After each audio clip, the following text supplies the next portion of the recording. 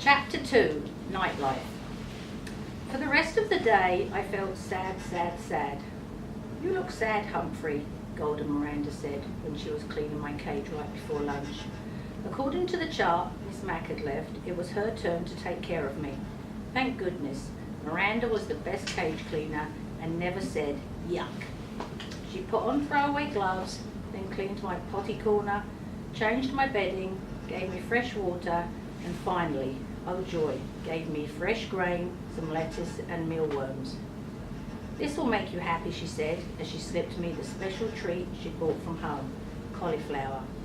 Naturally, Miranda had good taste. I promptly saved it in my cheek pouch until I could store it in my future sleeping house.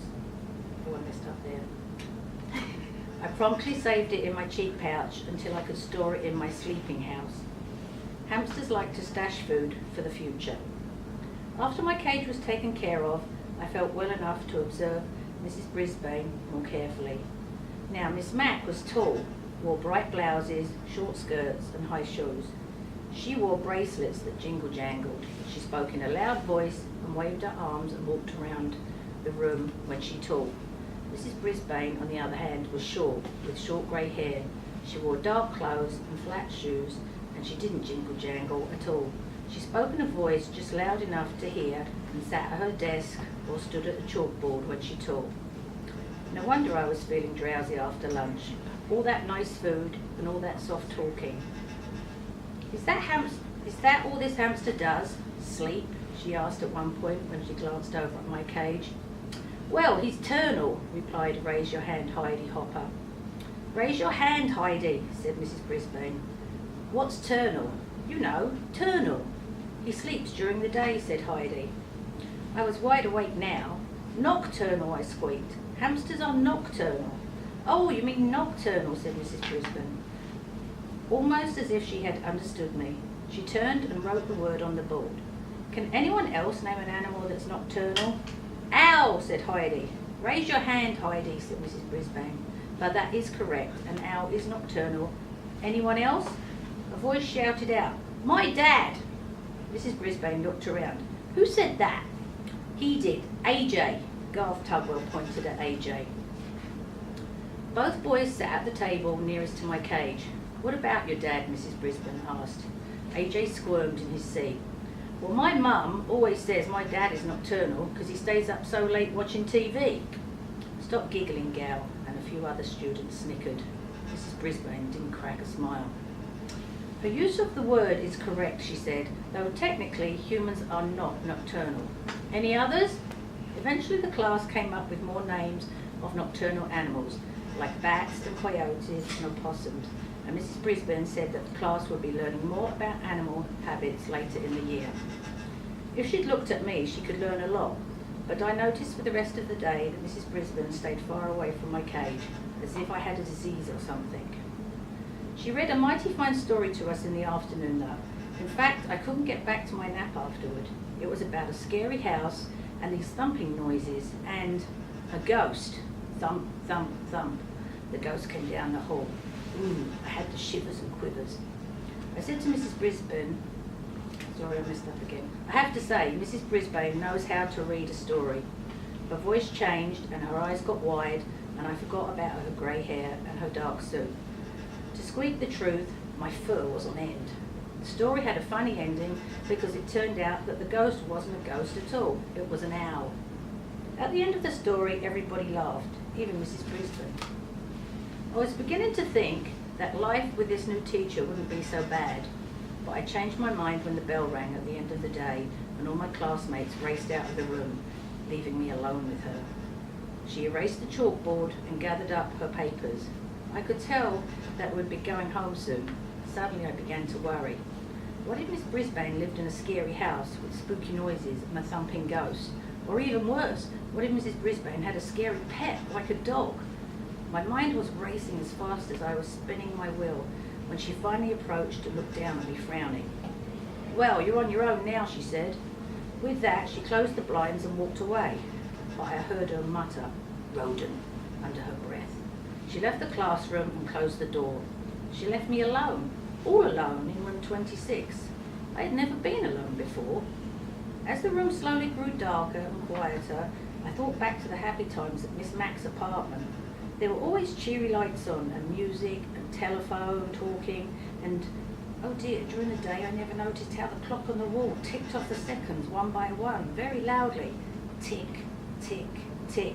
I was feeling sick, sick, sick. I wondered if there were any owls around room 26, or ghosts. I tried to pass the time by writing in my notebook about Petorama and my days at Miss Mack's apartment. Writing took my mind off my jittery nerves.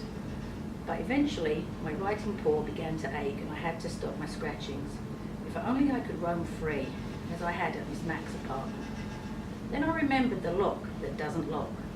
It only took a few seconds to jiggle the door open and I skittered across the table. Then, grasping the top of the table leg tightly, I closed my eyes and slid to the ground. Ah, freedom! I dashed along the shiny floor. I darted between the tables and chairs. I stopped to nibble a peanut underneath Stop Giggling Gal's chair. It tasted delicious and made the coolest crunching sound.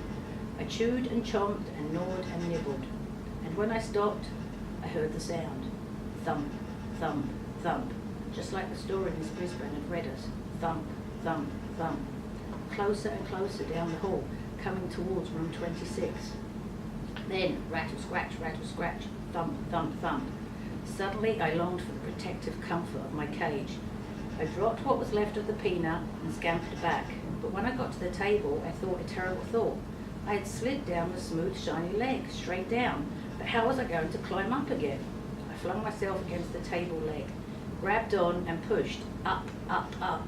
But I'd only made a little progress when I began to slide down, down, down. I was right back where I started. The rattling got louder. The sounds were coming towards room 26.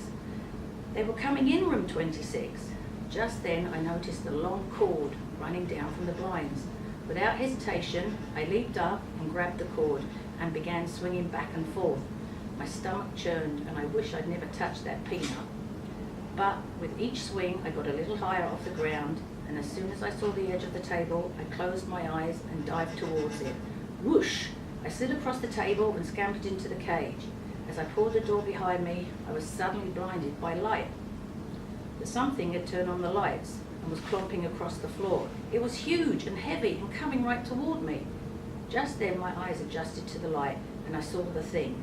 It was a man. Well, well, who have we here? A new student? A voice boomed. The man was smiling down at me. My, that was a lovely piece of fur across his upper lip, a nice black moustache. He bent down to peer in at me. I'm Aldo Amato. Who are you? I'm Humphrey. You scared me half to death, I told him, but as always, all that came out was squeak, squeak, squeak.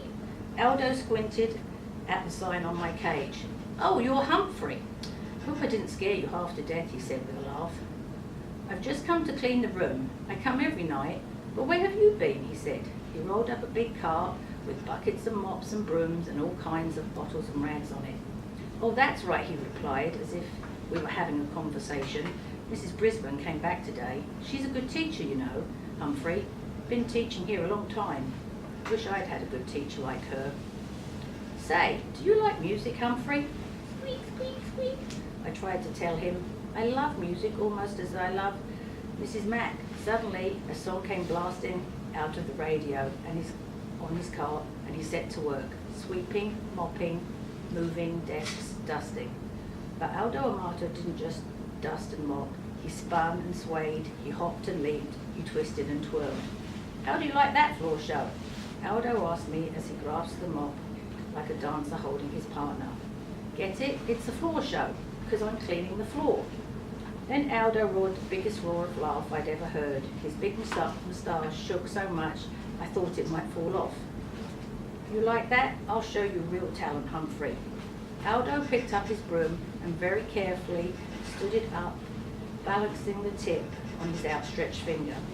It wiggled from side to side, but Aldo moved the broom and managed to keep it balancing straight upwards in the air for an amazingly long time. When he was finished, he bowed deeply and said, "What do you think? I'm going to join the circus." And he roared again. Then Aldo wiped his forehead with a big bandana and sat down at the table where AJ usually sits. You know what, Humphrey? You're such good company, I think I'll take my dinner break with you. Do you mind? Please, please, please, I squeaked. Aldo pulled his chair right up to my cage. Hey, you're a handsome guy, like me.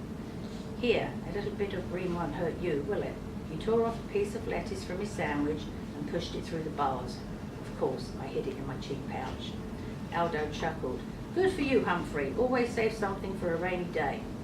The two of us shared a very pleasant meal as Aldo told me how he had used to have a regular job where he worked during the day, but then his company closed down and he couldn't find a job for a long time. He couldn't even pay the rent. When he was lucky enough to get hired here at Longfellow School, he was glad to get the job. But it's lonely working at night because his friends work during the day. They can never get together like they used to. I tried to squeak to him about all the creatures like me that are also nocturnal, and Aldo listened. I know you're trying to tell me something, Humphrey, but I can't tell what it is. Maybe you're just saying I'm not alone after all. Squeak, he understood. Aldo stood up and threw his trash into the plastic bag on his car. Well, I've got a lot of other rooms to clean, my friend, but I'll be back tomorrow night. Maybe I'll take my dinner break with you again. Aldo pushed his cart towards the door and reached for the light switch. No, no, no, I squeaked, dreading the thought of being plunged into darkness again. Aldo stopped. I hate to leave you in the dark, but if I don't turn off the lights, I could lose my job. He clomped back across the floor to the window. Tell you what, I'll leave the blind open a little. There's a nice light outside on the street, right by your window. After he turned off the lights and left, I chomped on the lettuce I'd saved and basked in the warm glow of the street light and my new friendship with Aldo.